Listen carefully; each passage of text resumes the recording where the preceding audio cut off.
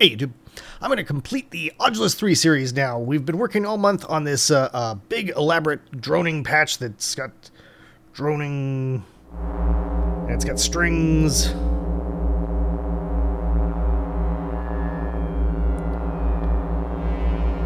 And I've been working on this all month long to make this, the February album writing month album. Like, it's going to write the album for me, doing a lot of random stuff.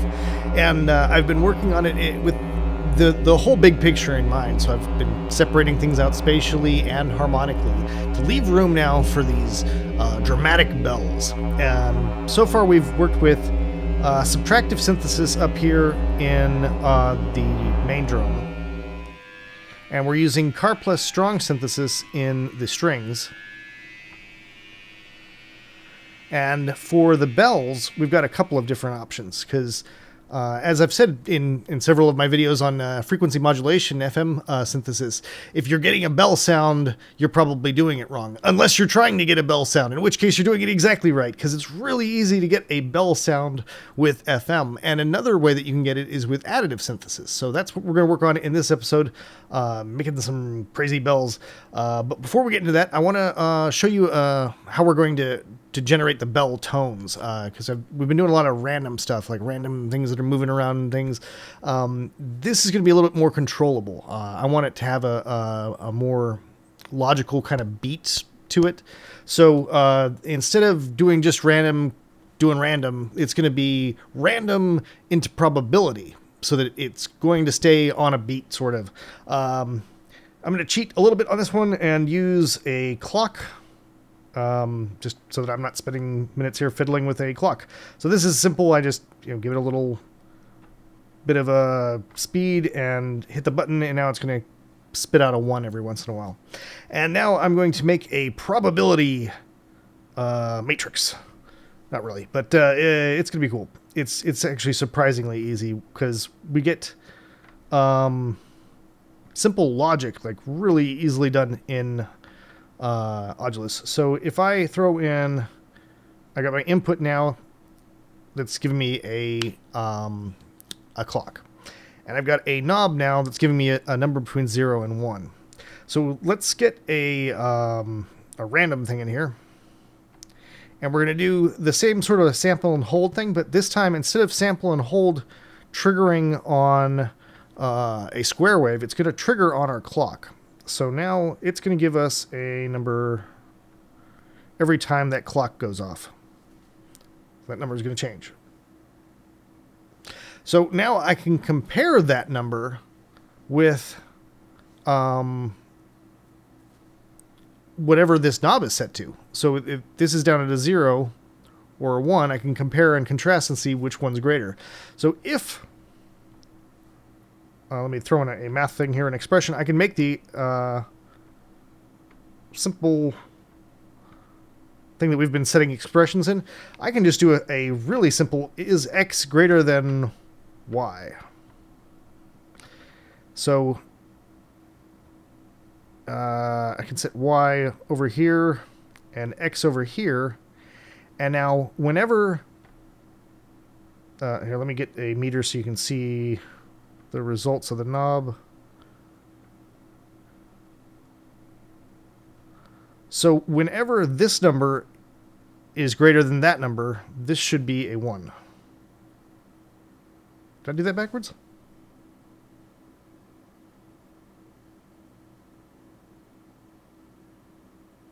No, that's right. Okay. So now we've got our clock that's giving us a regular beat.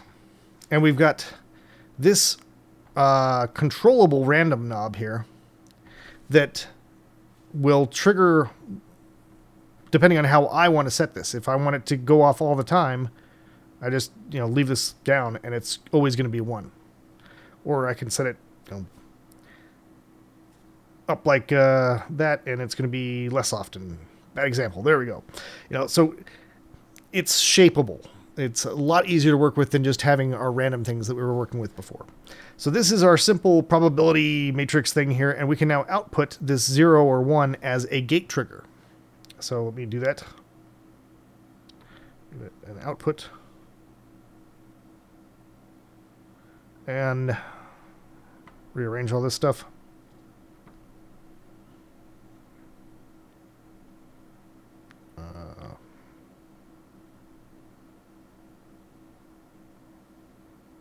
Looks great.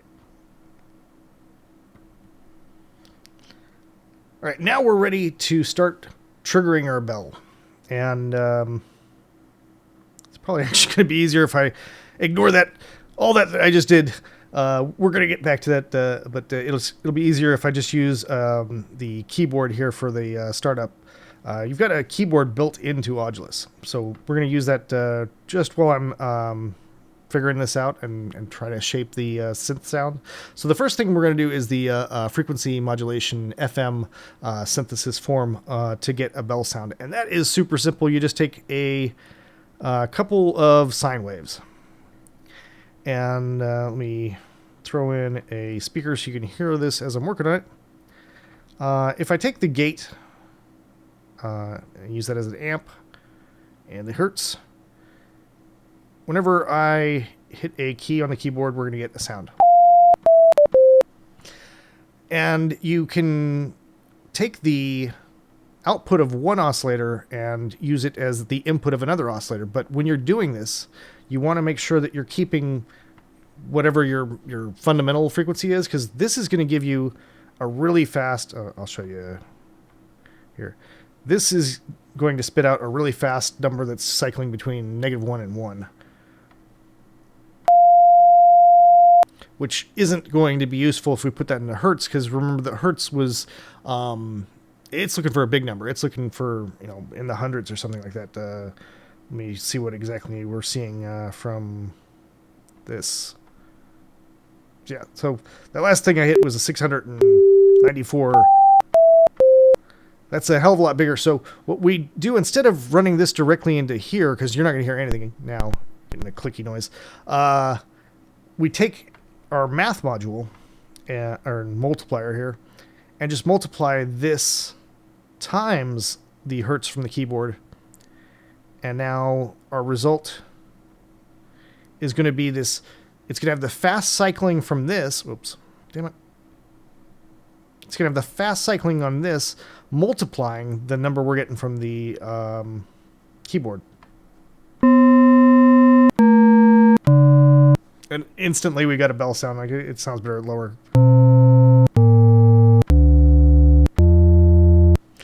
And you're hearing that clickiness. That is because we don't have a envelope on any of this. So let's add an envelope. You got to be careful with where you're placing envelopes in frequency modulation, because you could put an envelope on this and an envelope on that and any number of oscillators, and the way that moves will change how it sounds over time. But we're going to keep this simple.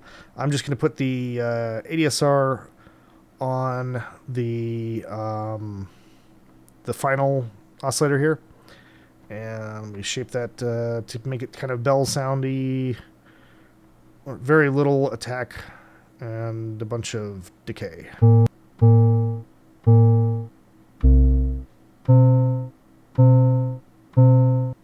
So that sounds really good. I'm going to pay attention to what numbers sound particularly good, because the next step of this is going to be to trigger it with specific notes rather than the weirdness that we've been doing before.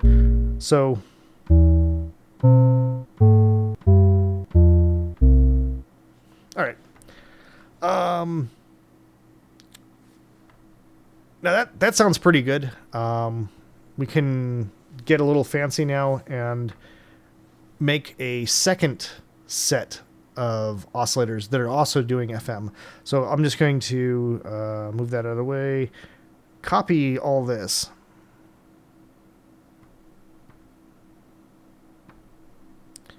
and this one I'm going to play around with the modulating oscillator, which there's lots of different terms for frequency modulation. This is usually called the carrier, and this is the operator.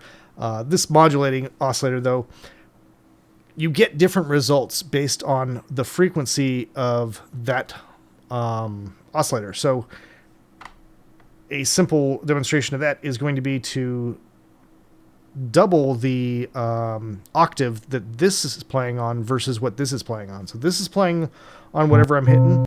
And if I take the hertz out of that and double it, it is going to be playing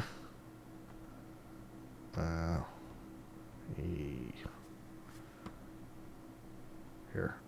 Your left ear is now playing this one.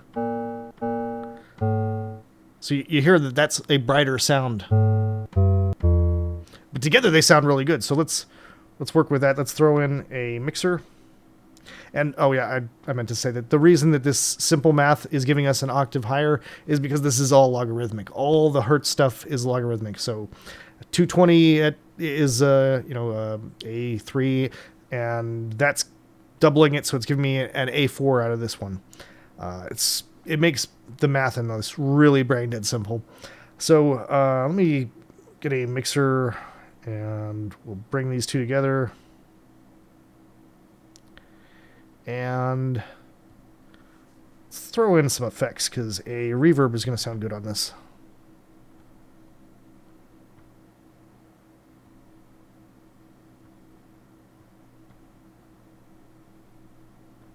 And let's listen to that. I am clipping somewhere. Let me reduce the gate. The gate's giving me a...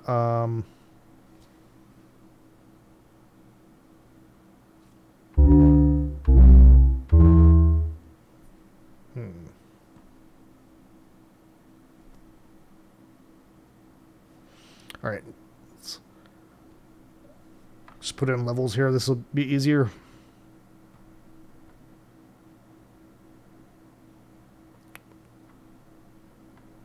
And this way I can actually shape and say, hey, I want more of the high and more of the low or whatever. Let's hear how that sounds. Okay, yeah. Oh.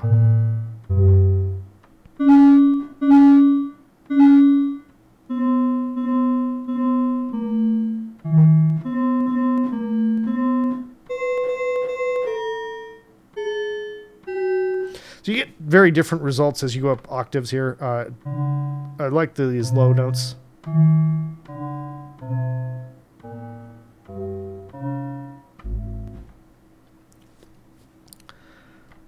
So looking at the numbers that we're hitting,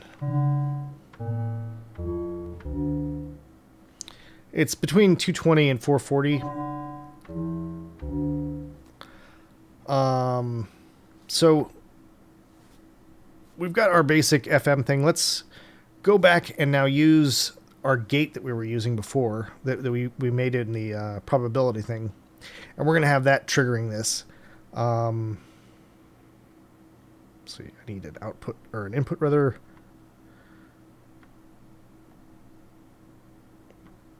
And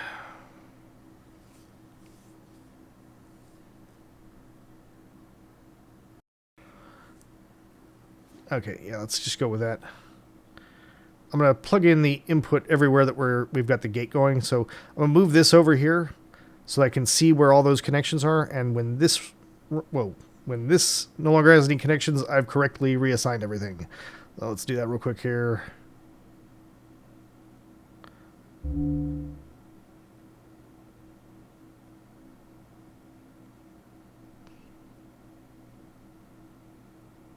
All right. So right now it's just triggering on the last note that I hit.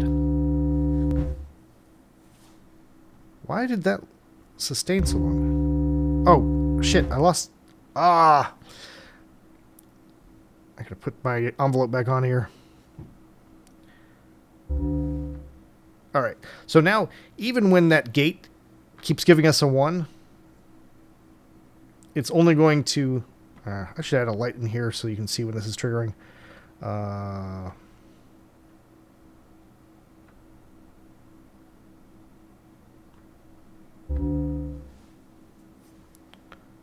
Edit that.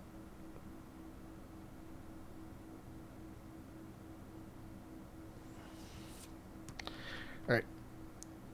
So now even if that gets stuck on, it's got this sharp decay and no sustain, so it's going to hit it and then it dies out immediately.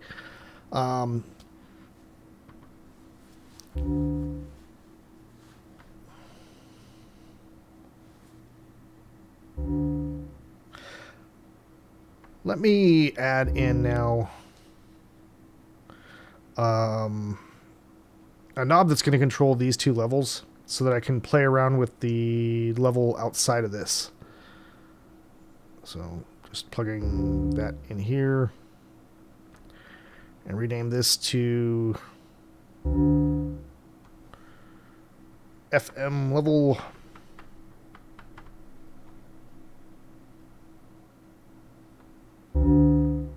Nice. We got some bells happening, and they're happening pseudo randomly because remember I can just set this way low. And, well, that's going to break it because it's going to always be on, but I can set it lower and it'll be more frequent.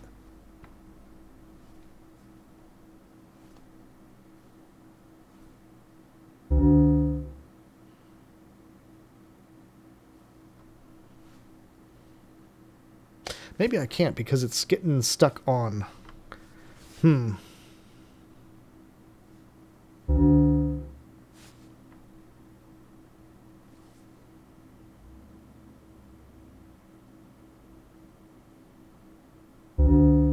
Oh, okay. I know how to fix this. We just increase the speed of this.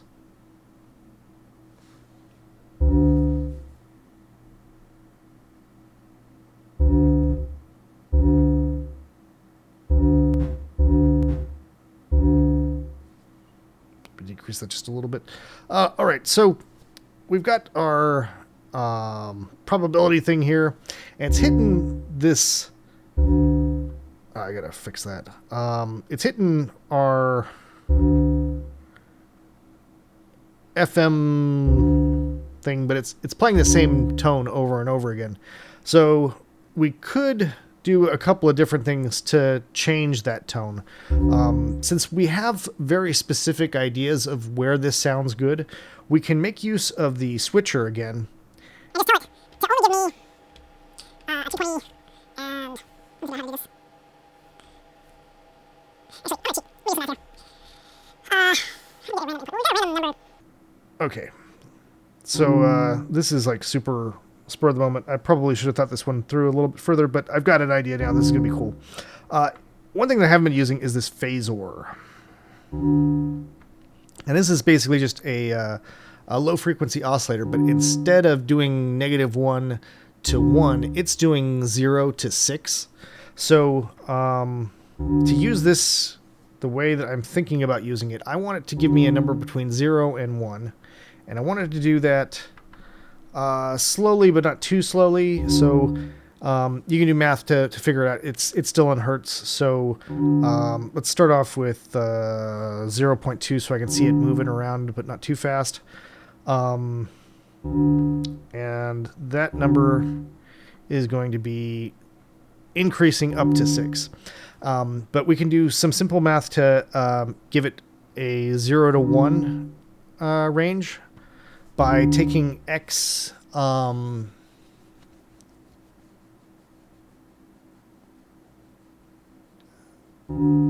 times 2, I think it is, divided by 2 times pi. Let's see what that gives me.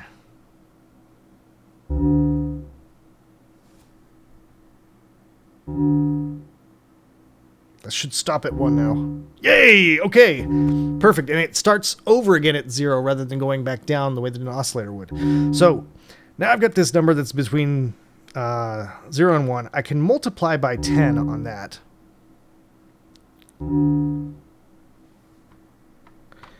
And now it's going to give me a nice big fuller number. It's giving me a whole number here. And if I take that number and multiply that by 15 or so, that's about the distance between notes at that octave range, we should be getting numbers that go up from 220 to a little bit past 440. Or actually, you know what? If I make this a 10, if I make that a 12, it'll stop at 440.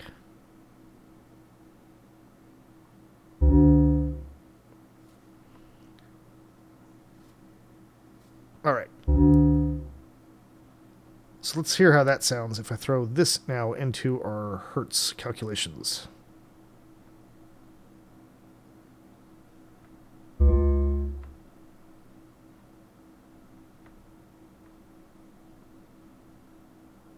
Actually,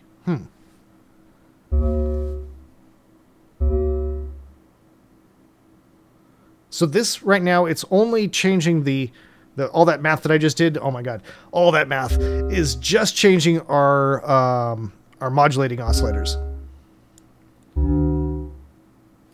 and it just cycled back down. It all this random stuff just went back down to 0, so it went back down to 220, and now it's going back up. So it's kind of like it's playing up a scale. If I took the time to really figure out the math, I could make this do just a scale. But for the purposes of this video, where I've already done way too much math, let's just say that that's pretty good. Now, I could go another step here and plug this output into the input for Hertz on our carrier oscillators. In fact, let's do that just to see what that sounds like. I'm actually really liking it only on the... oh, God damn it. Only on the operators. Alright. Where's Hertz going to now? Oh, fuck. I fucked up. Hold on. Ah. No, don't do that.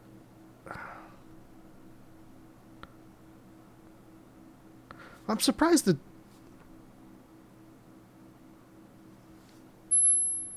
Oh, shit. I created a feedback somewhere.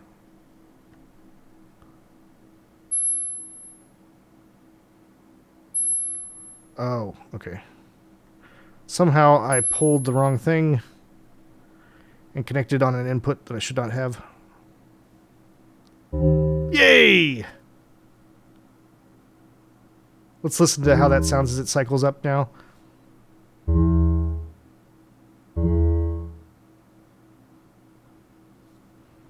Get rid of that because that's just distracting. Let's increase the speed a little bit here.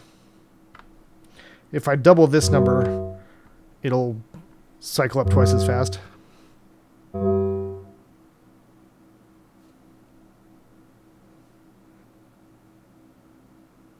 Oh, whoops, I divided rather than multiplied.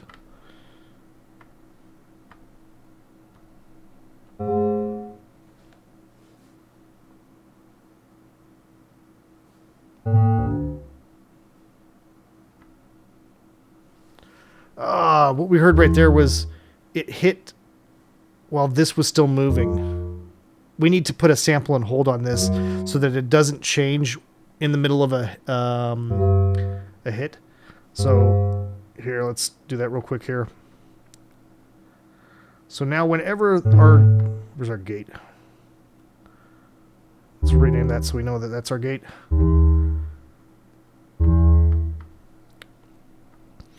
Whenever our gate triggers, it's going to lock in whatever this is at, so it can't screw that up again. Ah, shit, I gotta plug that into everything again.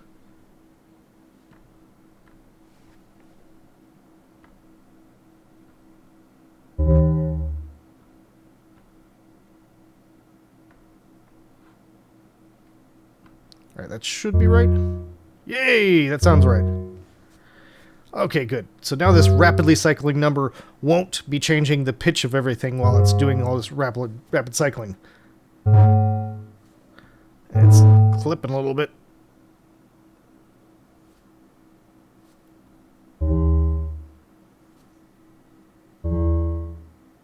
I really like the tones we're getting out of that.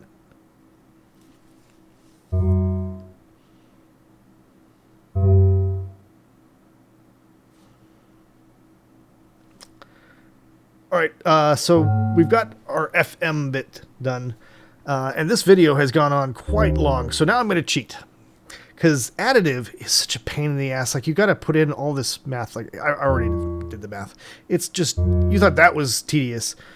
Watching me enter in this over and over again isn't going to be any fun. So this is an example of God, what the hell's the name of it?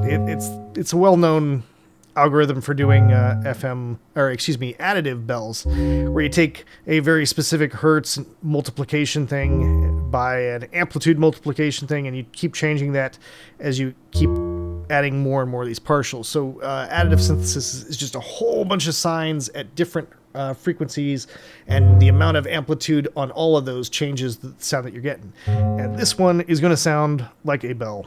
So I'm just going to cheat and put this in. You notice there I tapped it and it deselected everything. It's really easy, just any kind of movement in your finger, if it gets off of that zone, it's going to stop. But if you zoom in, it gives you a bigger zone. So that's really good for grabbing big chunks of things like that. So let me just copy and paste that whole big thing into this. It's let me see if there's any of this that's worth explaining.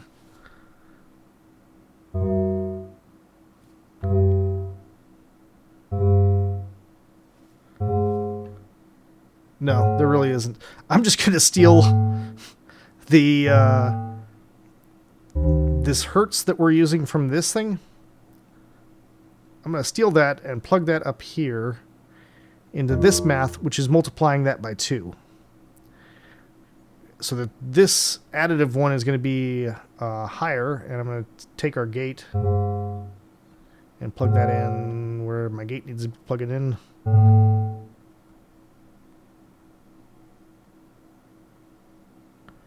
And now you should begin to hear that. You do! Alright, let me lower the FM, so now you're just hearing the additive right now.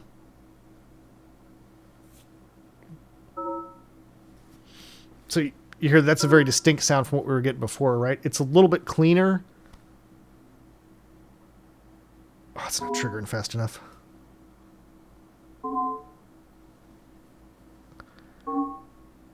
So it's still bell-like. I've got a really low decay on that.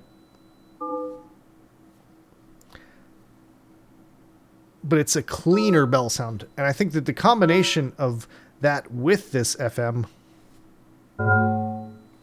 gives us a nice full bell.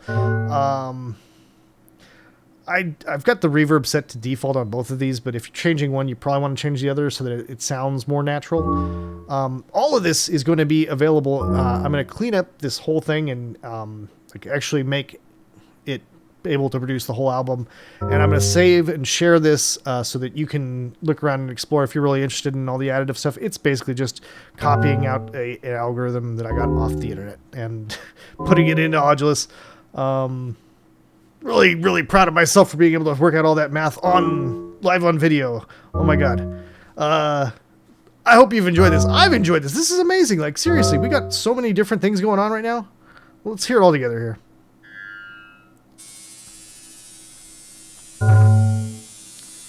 Bells are clipping, man. Fortunately, we now have... That's the redundant one.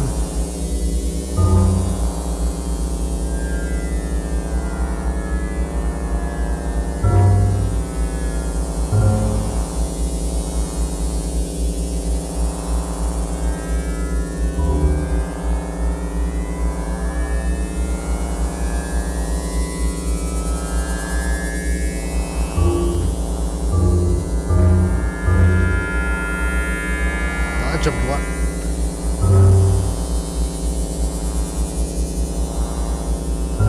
It's going to take a little bit more refinement before this is actually able to produce its whole album, but I think I've given you the basics here. Thank you very much, all my Patreon patrons, for sponsoring these. I really do appreciate it, guys, and I'm glad to have taken this journey. Take it easy, folks.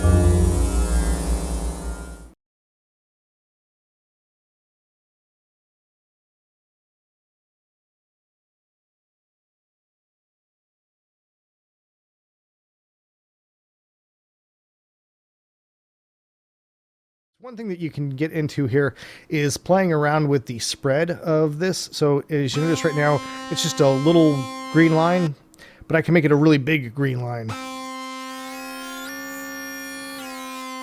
That's where that resynthesis is coming in.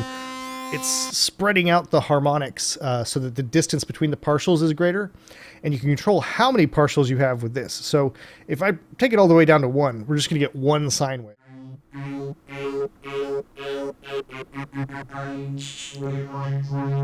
If I can't do craft work with it, I'm not going to try to do anything like that. So let's just clear that out and give it a vowel.